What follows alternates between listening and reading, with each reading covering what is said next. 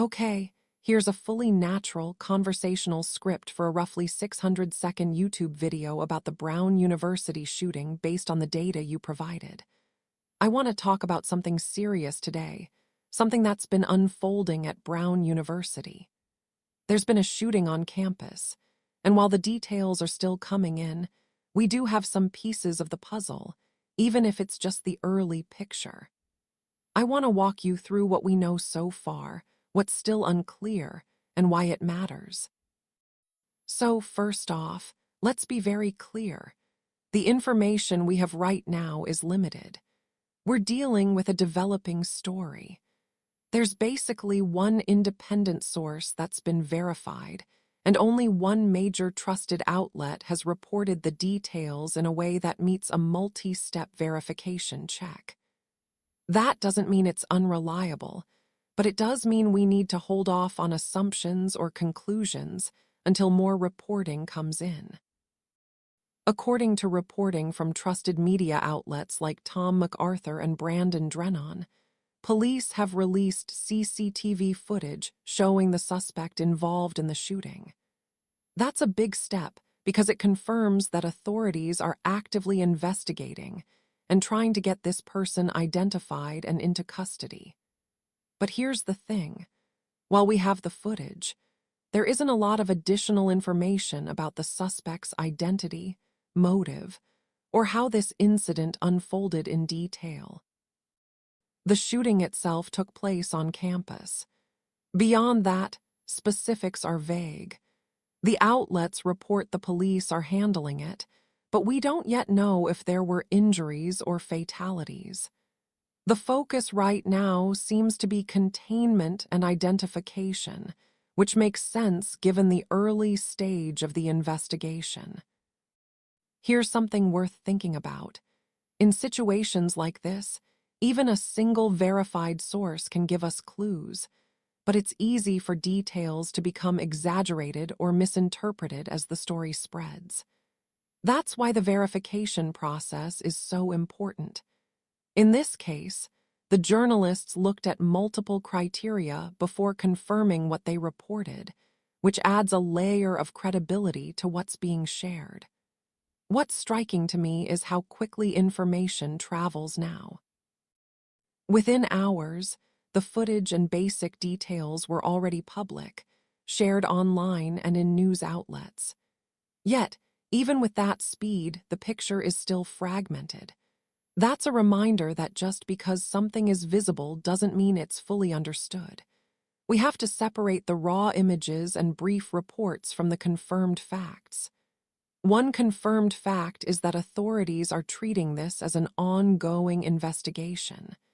That's not surprising, but it's a critical point. The police are actively looking for the suspect, analyzing CCTV and probably speaking with witnesses.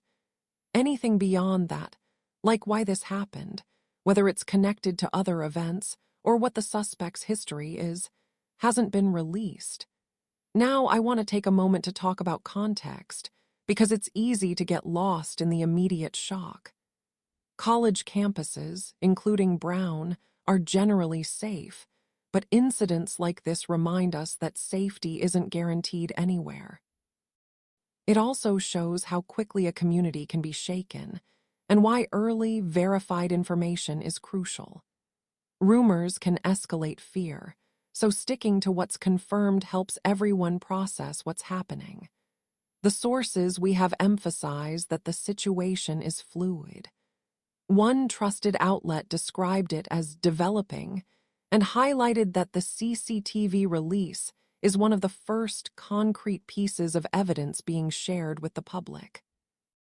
That gives us a starting point, but it also signals that much more information will likely come in the coming hours or days. It's also important to note how authorities communicate in these moments. They release only what's necessary to protect the investigation and public safety, which means initial reports are often sparse. That can be frustrating for people looking for answers, but it's standard practice. Patience is necessary, even if it feels slow. So, what does this mean for the Brown University community and anyone paying attention? First, stay alert to updates from verified sources. Second, avoid spreading unconfirmed information.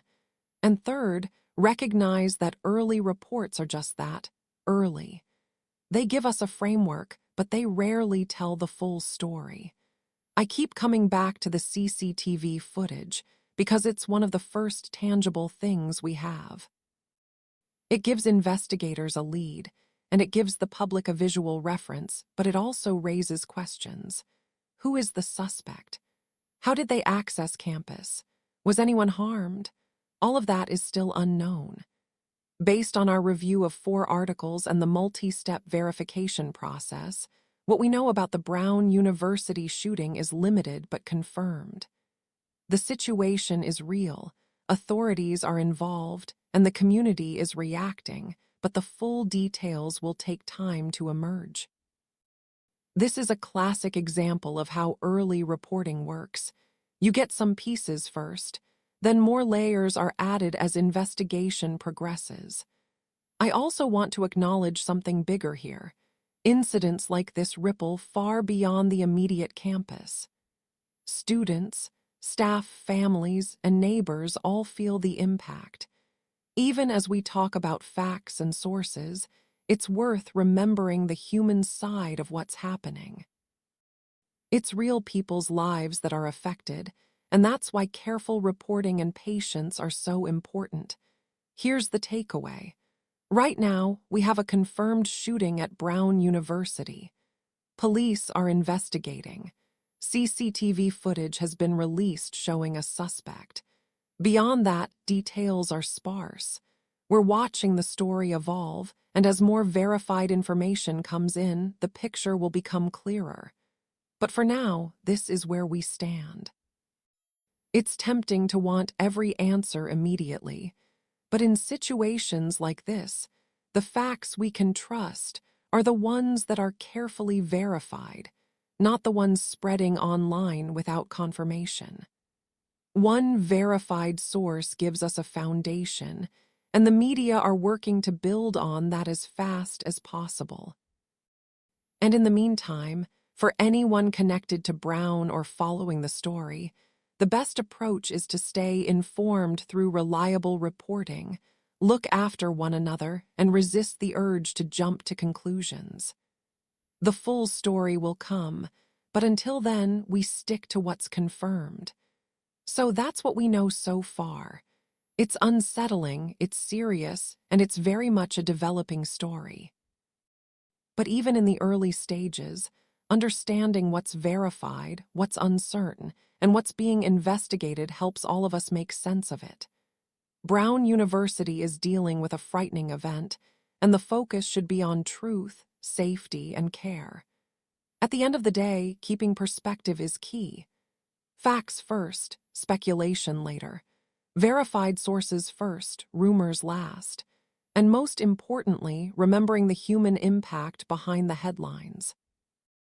That's how we navigate news like this responsibly, and that's how we make sure the story serves the truth and the people involved.